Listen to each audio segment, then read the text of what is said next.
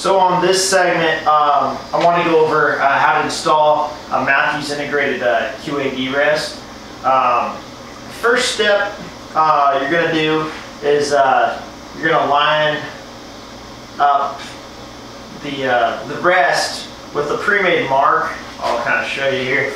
They got it on the riser here. So where there's a little notch there, you're gonna go ahead and line up that arrow where there's 0. And Matthews already does a good way, pretty good job of giving you a reference point to line up the burger hole already. And the burger hole is what's gonna be a good central point between the axles here for your bow. It's gonna be almost dead center between the axles.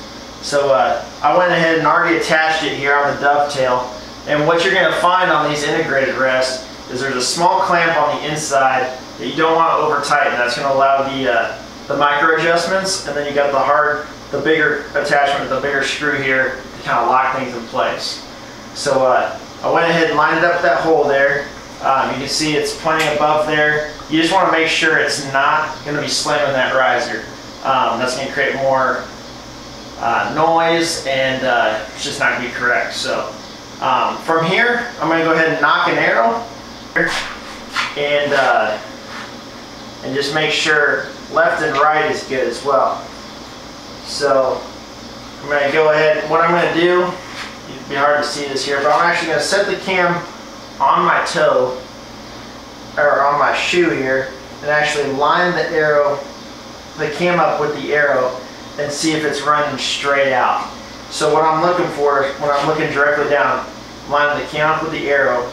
And I'm using that limb bolt here as a central point, and that's kind of what I want, is to get that arrow running through there. Now if it's an offset cam, obviously running it through a central point is not going to be correct. You want it running straight out from the cam so it has a clean release and exit from your bow.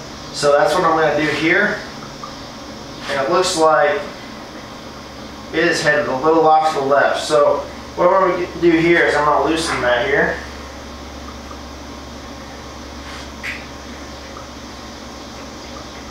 And move that over.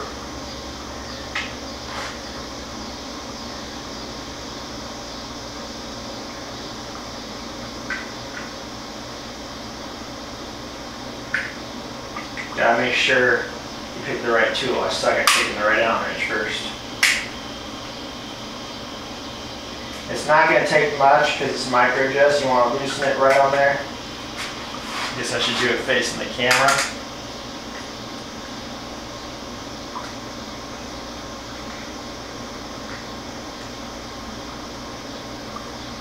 Just give it a little loosen twist, and then you're going to use this wheel on the side, and it's going to move it over.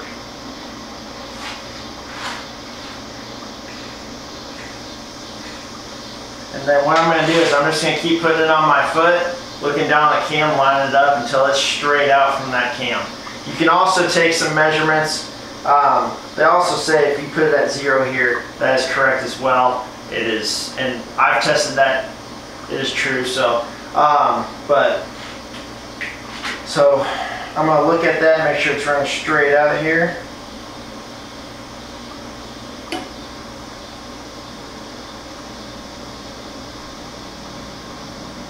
And that looks to be really good. So you can also take some measurements and 2 points on the riser, make sure it's the same to know that it's not tilting one way or the other. So there, I'm going to go ahead and lock it down.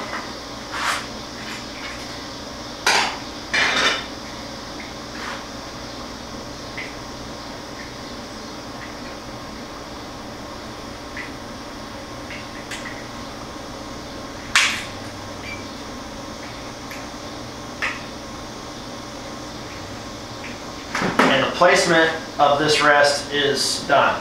So the next thing is going to be the timing of the cable. Now, where to place that cable?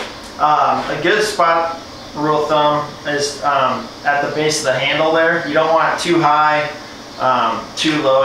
Right at the base of your handle here is going to be a good spot. And Matthews actually is served all the way down there. So you don't have to do any additional serving you just have to press it and run the cable through there and then draw your bow. For bows that don't have serving all the way down, I recommend doing the serving like you would for your peep, and then that way it gives it kind of a hard, firm area to pull up against so it's not going to slip, and then you can go ahead and time it from there. So from there, I'm going to go ahead and put it in the press here, or run that cable through.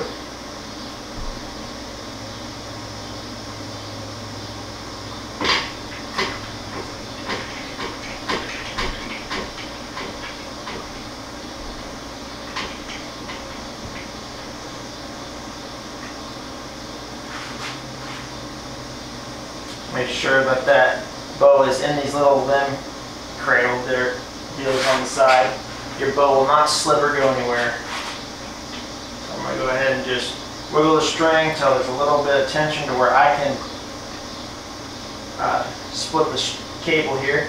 And if you don't know which one's going to go, you can actually just press a little bit or pull a little bit on the string. You'll see one's going down, one's going up. You want the down cable.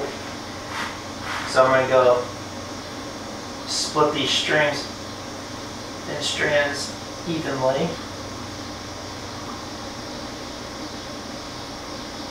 And then run that cable right through. So I split the string evenly, ran it right through. And you can pull it to where there's a little bit of tension on there, because when you go to draw that bow, it's gonna pull that to where it needs to be, and it's self-time itself, and it's gonna time itself perfectly. So let me go ahead and put some tension on the bow, check to make sure everything's in the tracks it needs to be so there's no surprises. Looks like everything's good, so we're going to go ahead and take some pressure.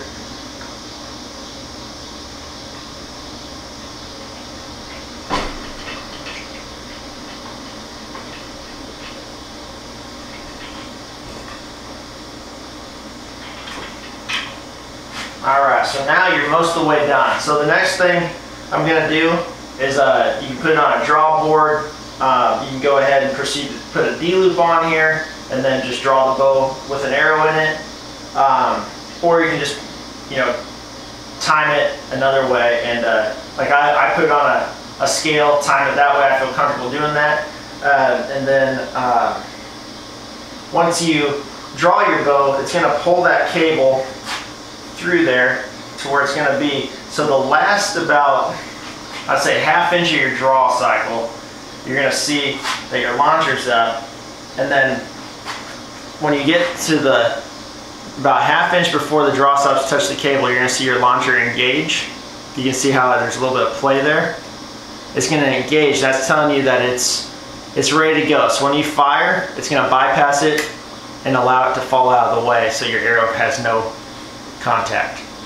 So so once your rest is perfectly timed, what I'm going to do is I'm actually going to do a couple ½ hitches, and I'll show you how to do that here.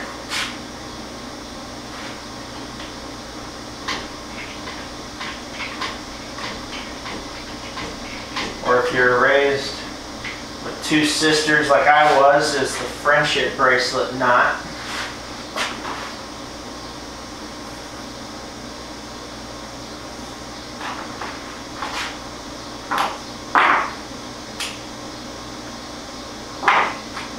So I got a piece of serving here. Basically what I'm going to do is I'm going to do a ½ hitch underneath. So I'm going to create a U and go under the string and just open up that deal and just pull both tags through. I'm going to pull it up against that tail there. Now I'm going to go above it, and this is just to lock it in, so when I go to cut and melt this off, that little knot's going to lock it. It'll prevent it from pulling through. So it'll take that possibility out of there. So I'm going to go above it and do the same thing. You're going to go over the string and then pull it back up through that loop. And then I go ahead and end it with 2 ½ hitches underneath and cut it and melt it off.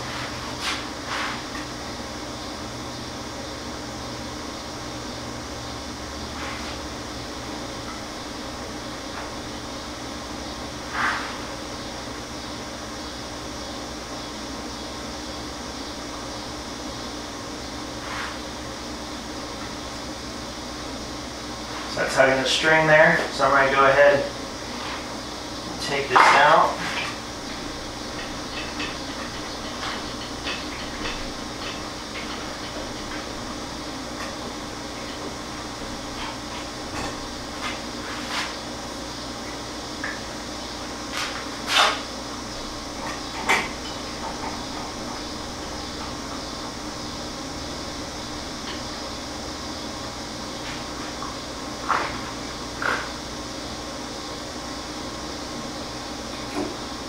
Cut that off. I'll pull out this to where I need it.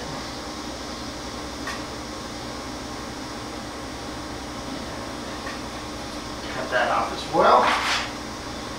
So a way you can do this also, so, you can grab it with some needle nose pliers right where it's perfectly timed to. Go ahead and pull it out because it's not going to slip.